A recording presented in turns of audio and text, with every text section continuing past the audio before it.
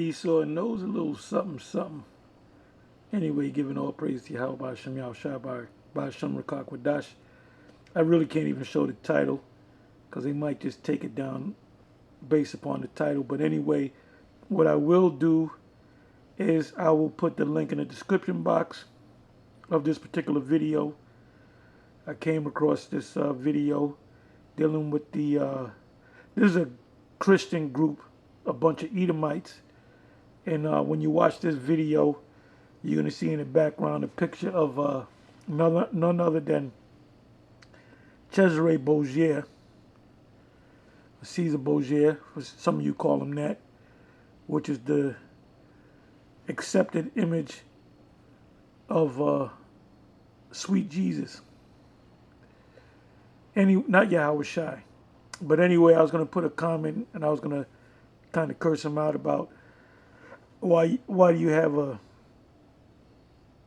white Jesus up there when the scriptures tell you that he's black, but I just kept listening.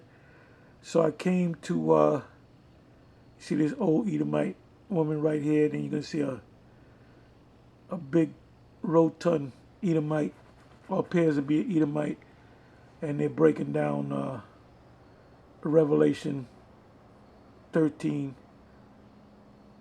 I believe she's in the first verse, but it shows you that some of these Edomites know. I'm just going to let you listen, and you can go ahead and you can watch the video yourself. This is 15 minutes and 51 seconds in of a 1 hour and 56 minute video. And like I said, I'll put the link in the description box. So I just want you to listen. You know, some of these Bible Belt Edomite, Bible thumping Edomites are more in tune with the prophecies than some Israelites out there, which is a damn shame. Anyway, listen up. Absolutely. So what we're seeing here, as she beautifully brought this out, and Daniel 13 cannot be understood unless you study Daniel 7. And we see that very clearly as Revelation. Revelation chapter 13. Me and you both get mixed up. We did that. Revelation 13 cannot be properly understood unless you have studied in depth Daniel chapter 7. And that's correct. And that's correct. He knows more than some Israelites. You know, if you understood the prophetic parts of the scriptures, you would make statements such as the mark of the beast is sleeping with white woman, or King Solomon had the mark of the beast. You have no idea about biblical history and biblical prophecy, so you need to get your game up, Johanna. Captain Desariak, you need to get to your man and tell him he's going off. And it always seems like when we mention these guys, like we have nothing better to do than just get on these guys. No, we get on you because you're off. You don't know the scriptures. You don't know the scriptures. So listen up. He said something good. We know that as she just read those first couple of verses from Revelation 13, where he sees this beast of an amalgamation of this a body of a leopard, the face of a lion, feet of a bear. Where do we see these beasts, these animals from? It's Daniel chapter 7. Daniel's in vision, and he's seeing these things very vividly as these four beasts are coming up out of the sea. Oh, if you see good enough, you see Caesar Borgia hugging a lamb or something. You see him? You see the devil? You see the devil?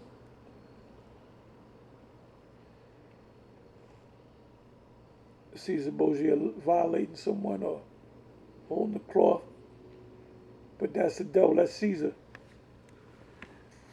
We have no king but Caesar. So let's listen to a little bit more. He sees a lion with wings. He sees a bear with 3 ribs in its mouth, raised up on one side. He sees the 3-headed leopard, which of course all of these represent, as she said, Babylon, Medo-Persia, and then Greece. But then we focus in on this 4th beast, Rome. There's no way of getting around it, my friends. This fourth beast is no doubt Rome. History confirms that the only empire that ruled dominantly after the kingdom of Greece was that of the pagan nation of Rome. Now we all know that America is going down. Not will go down. It is going down. It is going down. America will not come into power again. See, Trump said he's going to make America great again. He did not make America great again because they got him out of office. Number one, if he stayed in office, he wasn't going to make America great again. And the greatest era of America was when you had us in slavery. That's your era. When you had us in slavery, and you're going to have to pay, you devils, you're going to have to pay for you putting us, and that's in history. You can't take back history. You can't turn back the hands of time. You did it. You so-called white people put so-called black people into slavery.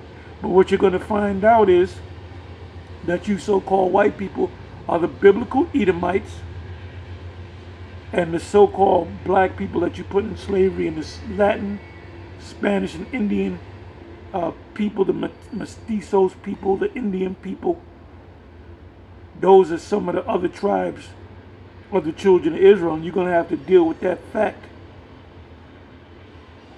So now we know that this place is going down, and now they're making comparisons with Rome.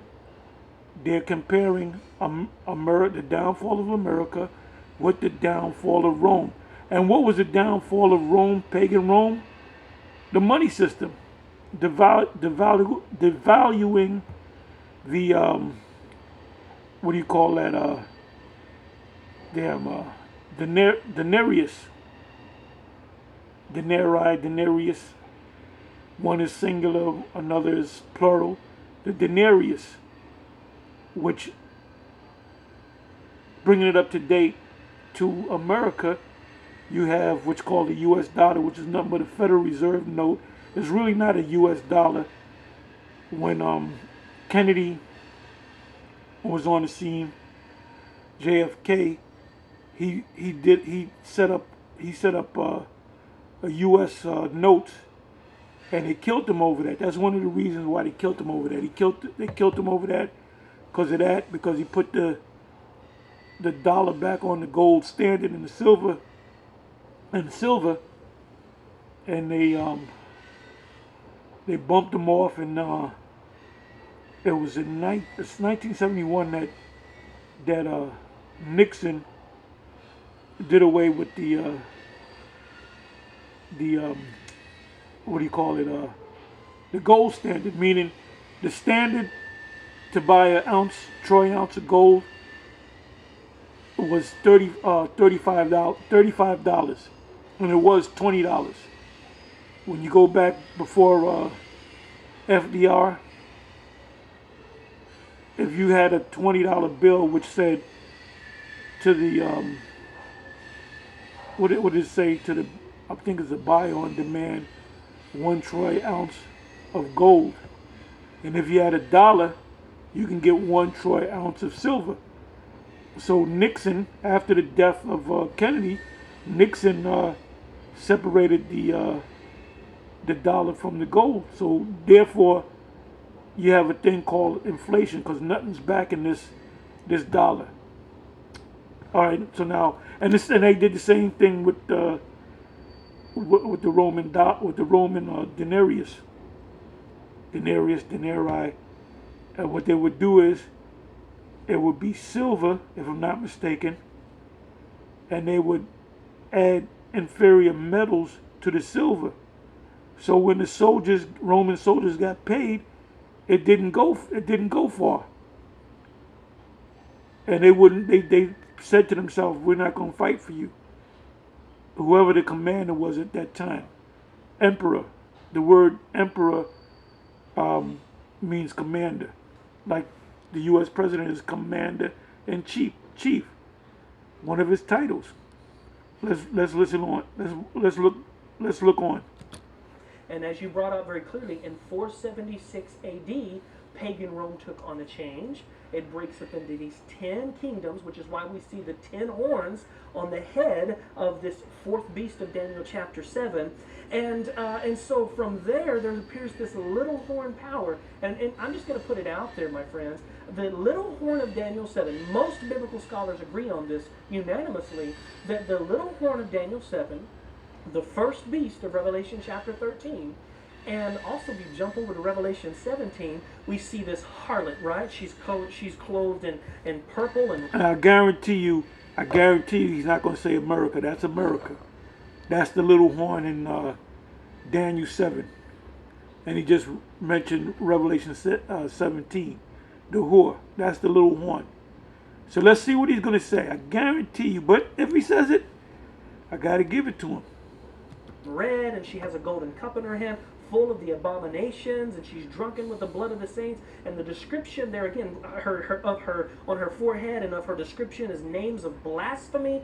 It's the same exact power all across the board. Daniel 7, little horn. Revelation 13, first beast.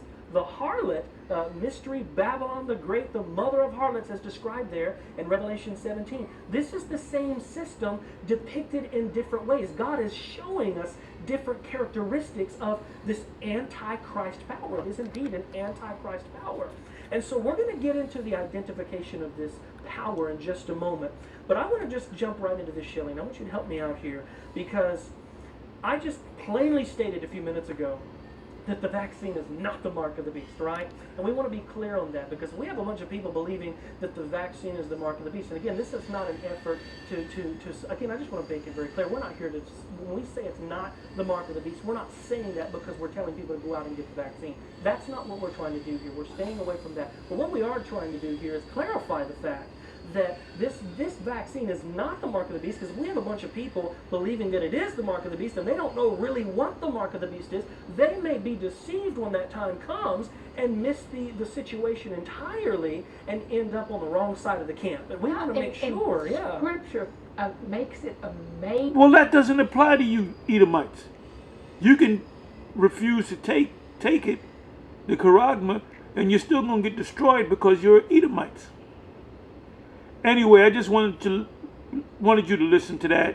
He did say that beast, that strange beast, was Rome itself, and he said most scholars agree with that. But he kind of speaks about Babylon the Great, but he doesn't say that it's talking about America. But what I'll do is I'll watch the rest of this, and I may come back. But like I said, I ran across this video, so I said, let me do a little mini video on it. Anyway, with that, I'm going to say shalom.